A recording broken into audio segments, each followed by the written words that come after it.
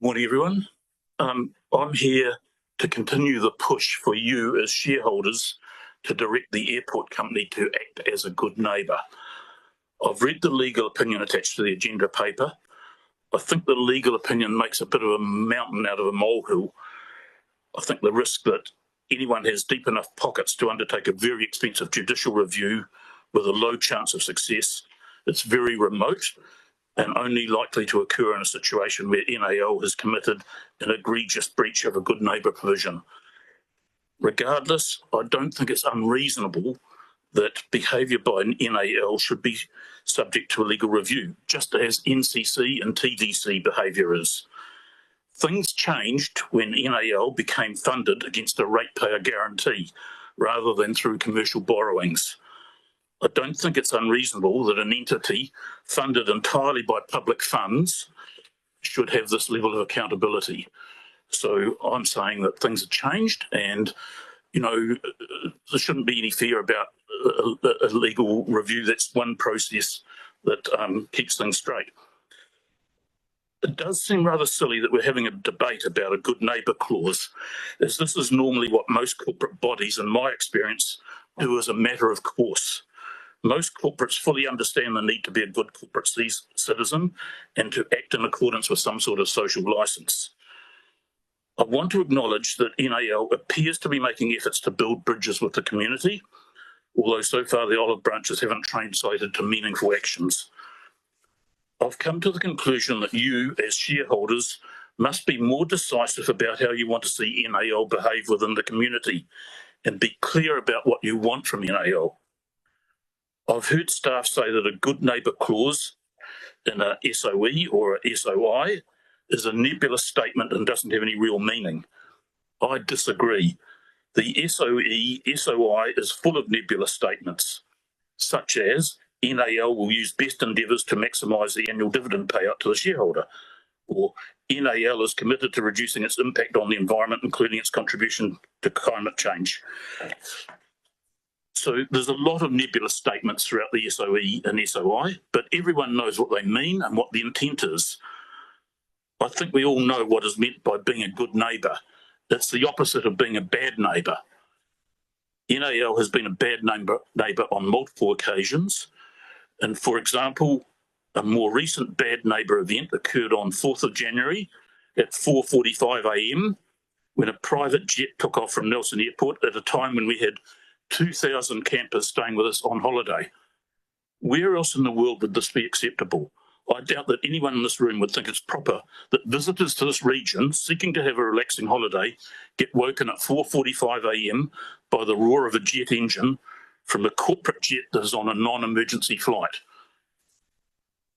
The NAL response to complaints about this was to advise the complainant that there is no nighttime curfew at Nelson Airport. In other words, it was quite okay for this to happen. Are we to expect and accept that this is okay and will happen again in the future?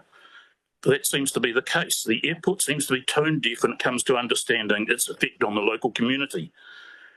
This jet incident almost seems to be like the airport is giving two fingers to the local community and asserting its right to do whatever it pleases because it has been granted a very liberal noise regime that it feels at liberty to exercise.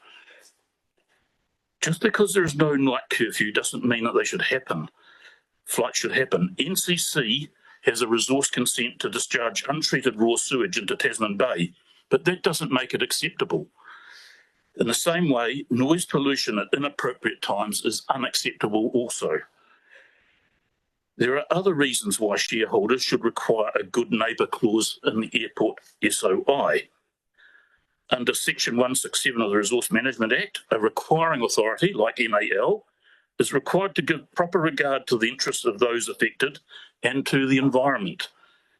If the Minister believes that a requiring authority is failing to meet its responsibilities, they may revoke its status.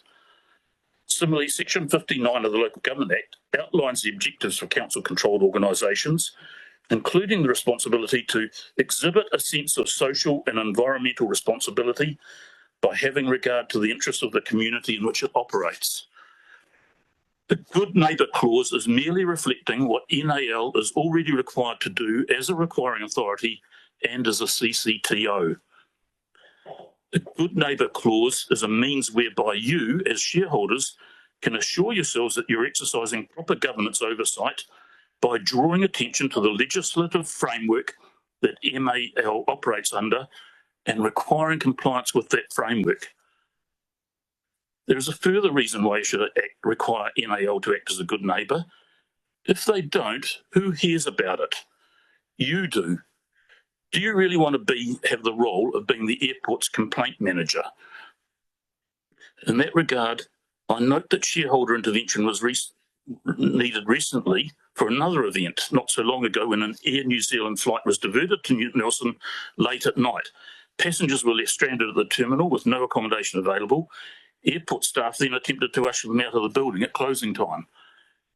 I know that the day after this event, Mayor Smith visited the airport CEO and advised that this action did not meet shareholder expectations. So a precedent has been set for shareholders to instruct NAL on unacceptable behaviours, and quite rightly so in my opinion. But this shouldn't be necessary in the first place. In summary on this issue, I still consider it important that a message be given to the NAL board, whether through a SOE, SOI, or even verbally today, that the shareholders expect NAL to get on with its neighbours and have proper regard to them, to do the right thing. I also think that any good neighbour clause needs to embrace the principle of nāko pūno, integrity, which the airport espouses. They've defined this as being the quality of being honest and having strong moral principles of being honest, open, ethical and fair in all our actions. Again, this has been far from the case. The airport master plan that sets the direction for the next 30 years was never presented to shareholders.